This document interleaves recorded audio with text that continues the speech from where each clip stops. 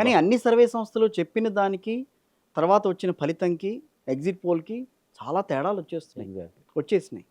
దాంట్లో ప్రధాన కారణం అని మీరన్నట్టుగా హైడ్రా ఒకటి కనిపించింది. నాలాల విషయంలో ఇదొకటి. ఆ తర్వాత కొన్ని 4, 5 పాయింట్లు నేను చదివాను యాక్చువల్‌గా. ప్రచారంలో బీఆర్ఎస్ ముందున్నది. ప్రచారంలో బీఆర్ఎస్ ముందుంది.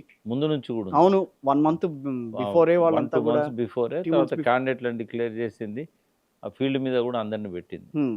అయితే రేవంత్ రెడ్డి గారు ఏం చేశారంటే చాలా తెలివిగా అదివరకు ఆయన ఫీల్డ్ మీద ఉన్నా కూడా లేనట్టుగా, ఎందుకంటే బయటికి ఎక్స్‌పోజ్ కాలే. రైట్. వాళ్ళు తెలివిగా ఏం చేశారంటే వాళ్ళ క్యాడర్ లేదు.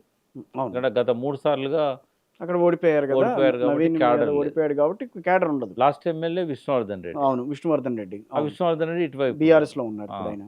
కాబట్టి ఆయనకు క్యాండిడేట్స్ ఏరియాల వారీగా లేరు. ముందు వాళ్ళని సమకూర్చుకోగలిగారు. ఓకే. బీఆర్ఎస్ కార్పొరేటర్లను లాగారు. తర్వాత మేయరే సాక్షాత్తు డిప్యూటీ మేయరే వాళ్ళ పార్టీలోకి వెళ్ళిపోయారు. అవును. దీనివల్ల ఏమైందంటే ఈ గోపీనాథ్ వెంట ఉన్న కొంతమంది అటు అటువైపు తిరిగారు. టర్న్ అయ్యారు. రైట్. తర్వాత చాలామంది ఇటువైపే ఉన్నారు.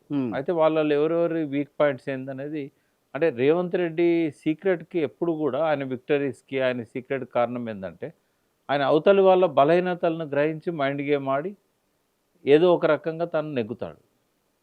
బలహీనతలను ఫస్ట్ ఆయనే తెలుసుకునే ప్రయత్నం చేస్తాడు. ఎవరు బలహీనతలేంది. దాన్ని ఉపయోగించుకొని దెబ్బ కొడతాడు. బీఆర్ఎస్ బలహీనత ఏమని గ్రహించుంటాడు ఆయన? ఫస్ట్ ఏందంటే గోపీనాథ్ పోయిన తర్వాత సెకండరీ లీడర్‌షిప్ అనేది అక్కడ పెద్దగా లేదు. రైట్. కింది స్థాయి కార్యకర్తలు ఉన్నారు. వీళ్ళు పోయి బూత్ వైజ్‌గా 10 మందిని, 9 మందిని పెట్టారు కదా! వాళ్ళల్లో వీలైనంత మందిని తమ వైపు లాక్కున్నారు. ఓకే. తర్వాత ఎవరైతే ఆ 9 మందికి జుట్టు లీడర్ ఉంటాడు కదా! జట్టు లీడర్. అవును. గుంపు మేస్త్రి. అవును. ఆ గుంపు ఆ గుంపు మేస్త్రిని లాక్కున్నారు. దానివల్ల ఏమైంది?